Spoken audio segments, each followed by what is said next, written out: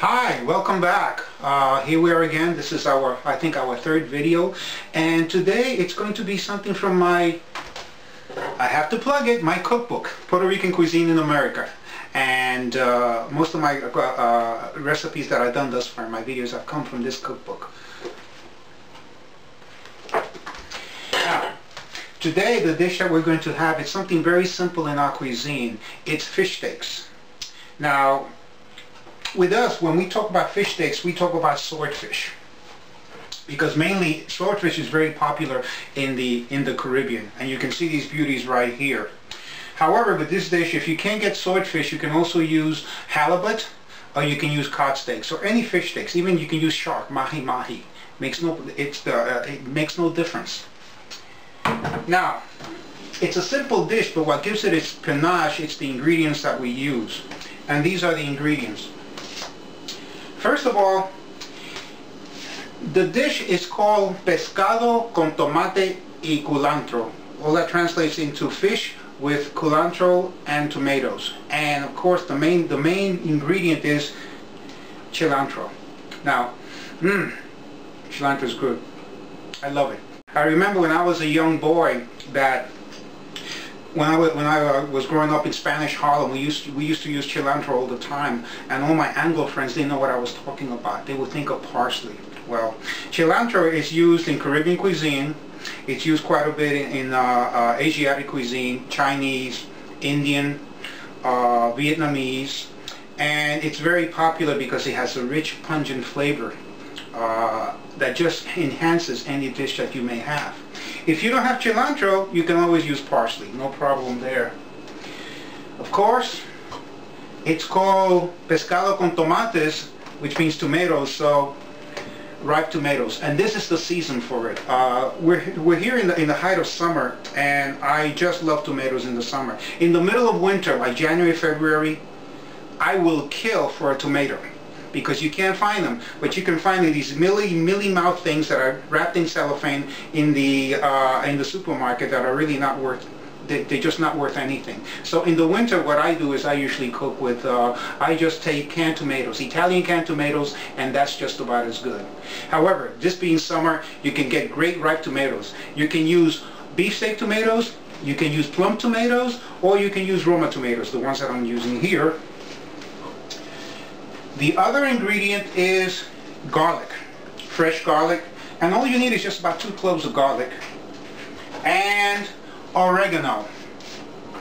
I'm very fortunate that me and my wife, we have a place in Vermont, and the oregano, I had a garden a few years back, and to this day oregano grows wild outside our home, so we can pick up the oregano anytime we want. We also grow mint as well.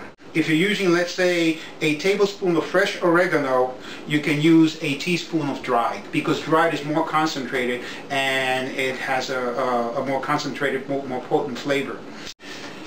But nothing will work unless you add to it pepper. And here what we use is peppercorns. Now, I'm not talking about pepper that comes from the pepper shaker. These are genuine peppercorns. In other words,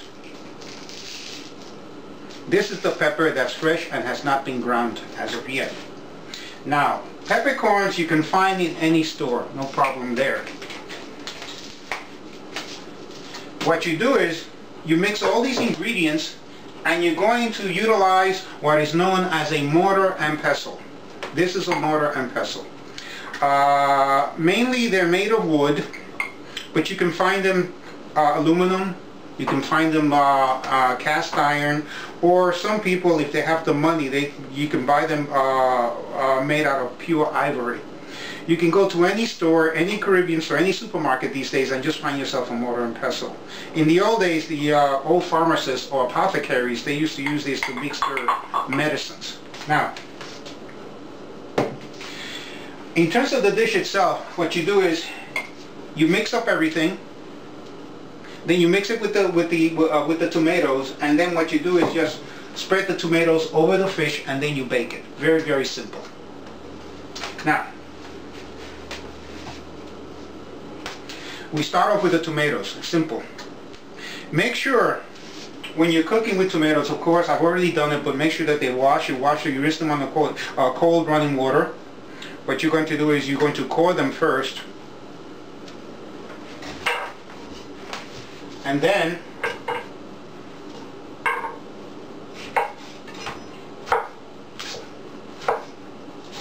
just cut them and just chop them as fine as you want. Some people like them diced, some people like them well chopped, so no problem there. And that's very simple. I'm using 4 fish steaks, so I'm going to use 4 tomatoes. If you want to use more, no problem there. If you want to use less, the same situation. What you do is you take these tomatoes and make sure that they're chopped.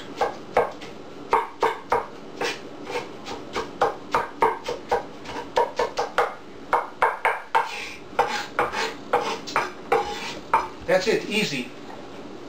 Once that's done, it's the garlic. Now garlic, the best way to peel garlic is just place it on your board, take a knife, hit the garlic, and that's it. We're using 2 cloves. Bang it, hit it, and then just peel it. And what you do is you chop it somewhat, not too much.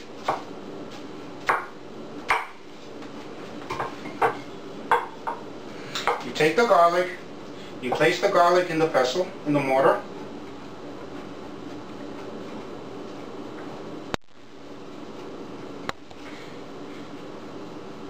You add about, I would say, 6 to 8 peppercorns. If you want it stronger, you can add more. Again, just use your judgment.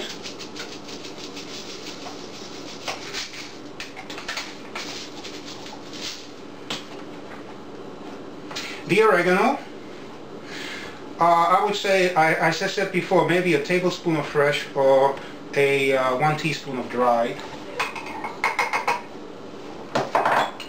Now here comes the fun part. Now what you do is you mash it. What's good about using a mortar and pestle is that after a while, the pestle will start retaining the flavor of the ingredients. So even if when you wash it, you just wash it in very lightly in soap and water, it will still retain that great flavor.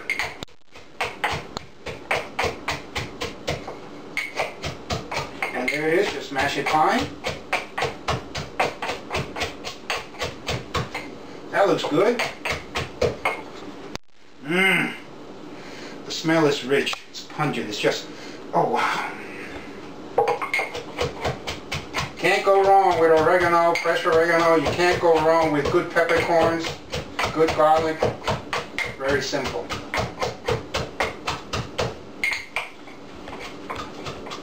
In my family, my father, may he rest in peace, he used to love this. Every time my mother would cook, he would insist that he would be the one who would use the mortar and pestle. And my father was like, you know, one of these big guys, he would go like there, and he'd be in his heaven. And he would do all these crazy moves, you know, like these kung fu moves like this and that, and he would do this, you know, and just keep on cooking. We'd be laughing our heads off because it was just so funny. We would really enjoy it.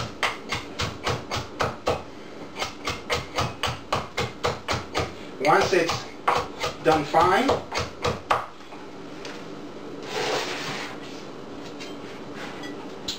take the tomatoes, place them in a bowl,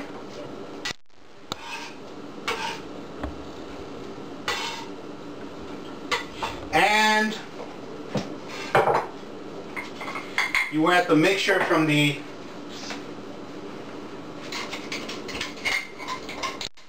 mortar and pestle.